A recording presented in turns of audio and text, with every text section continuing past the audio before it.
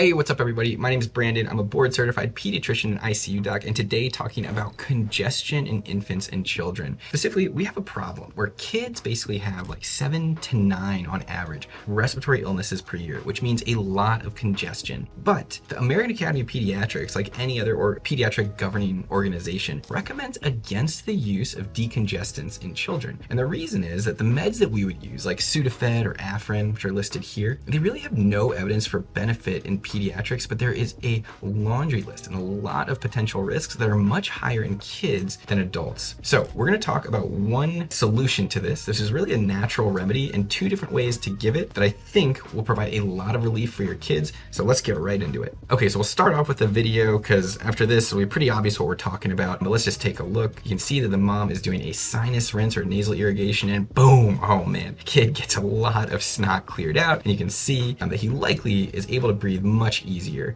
She is great. Posted another video where it's her doing it with her daughter, and you can see again, oh my god, you can just see a lot of the snot come out. Now the second child is crying and really did not like it. You can tell that. So I want to address this before we go any further, because I know some parents are going to swipe away and they're just going to say, oh, my child would never tolerate that, forget it. So there actually was a study in 2012 where they looked at 60 families and they taught them how to do this sinus rinse or this nasal irrigation. At the beginning, only 28% of the parents thought that their child would be able to tolerate it. Everybody else thought, no chance, they won't do it. Well, it turns out that 86% actually did tolerate the nasal irrigation. And among those who did it, 84% had improved in their symptoms, and 93% of parents reported overall health improvements. And so the conclusions listed here, but basically the biggest barrier of routinely doing this is often that the parents and the physicians like me think, the kid's not going to tolerate it, it's not worth doing. Okay, so with that aside, we'll talk about what this really is. And so it's basically salt water. So like ocean water is not so different, but we call it normal saline. And so a saline solution has sodium chloride or salt, pretty much table salt, in it, and water. 0.9%, as you can see there, is the standard concentration. And the idea is that for a baby, you would put this into a syringe, or for an older child into a sinus rinse like Neomed or something like that, and you essentially just squirt it into the nose. Now,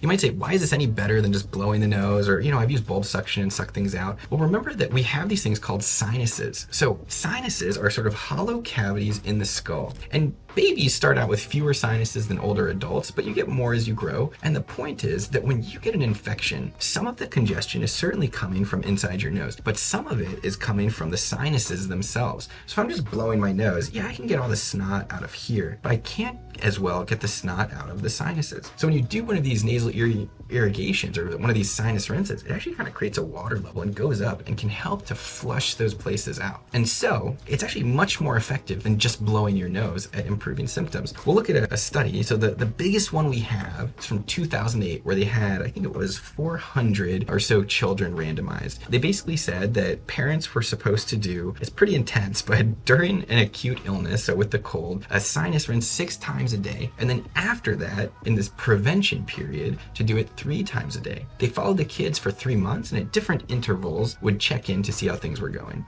Their results are shown here, but they were really good. So basically across the board, kids had clearer breathing and less congestion. Specifically though, they then reported 44% fewer sick days by the parents. There was 18% less school missed, 24% fewer complications. And this lasted throughout the study. Now, am I telling you that, hey, you got to do this then 6 times a day when your kid is sick and 3 times a day to prevent any illnesses? No, not necessarily. This is for each person to decide for themselves, but the data in a controlled trial at least is pretty impressive to me. One thing I want to say, this is a critical point. If you do decide to do this, make sure you do it safely. And so what that means is make sure you're using sterile water. So when I do this at home, to sterilize water, I just take a pot of water from the tap and I boil it. And it says to boil, from the CDC for at least a minute. I do it for 3 or 4 just to make sure, because I'm neurotic, but bring it to a boil, let it cool, then put it in a sterile container with a tight lid to make sure that no microbes get into it. And what's the problem here? Well, it's pretty rare, but there is an amoeba called Naegleria fowleri, and there are some others, but this is the most common, that can live, especially in warm water climates,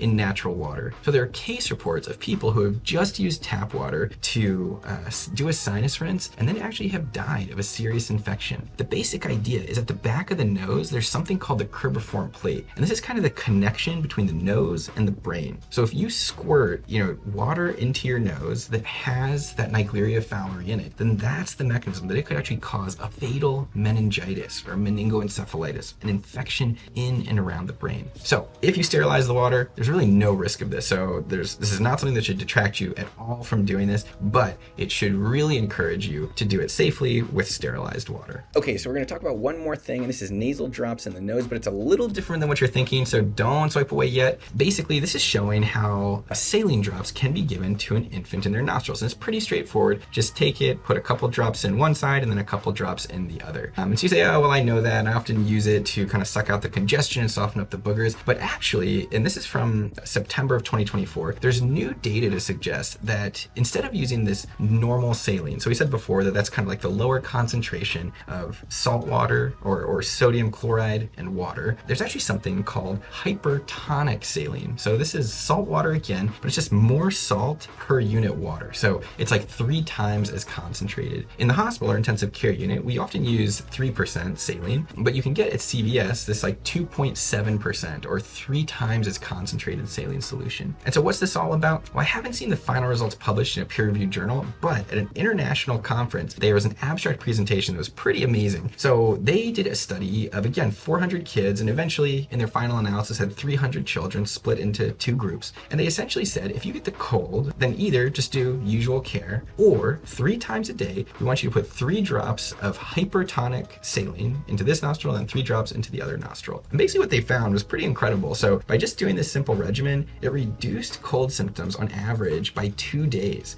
This was specifically in the group where they detected a virus causing the symptoms. It also reduced household transmission by 17%. So I'll just pause and just say, this is unbelievable to me. I often recommend giving Tamiflu to children who are under 2 and then even under 5 if they have an influenza infection. It prevents complications, but I often tell parents that on average, you can really only expect it to reduce the length of illness by about 1 day. And so you're telling me here, you just have some like concentrated salt water and it reduces illness by 2 days and transmission by almost 20%? Unbelievable. I mean, and I actually do believe it, but I'm saying this is awesome. So a really great intervention that you should try. It's safe with only mild side effects, maybe a little bit of sneezing and runny nose as you would expect, but just pretty incredible. So to bring things home, the answer is salt water. This is great. I mean, it's technically sold as a medication, but it's pretty much as natural as you can get. It's the same as just kind of being in the ocean and breathing in a salty water or mist, and can have a real good and positive impact. So I hope this was helpful to you. Hope it makes your kids feel better. And if it was helpful, of course, appreciate you liking, subscribing, but more than anything, would love to hear from you. So leave a comment or send a message if you have any questions, comments, or concerns. Thanks so much.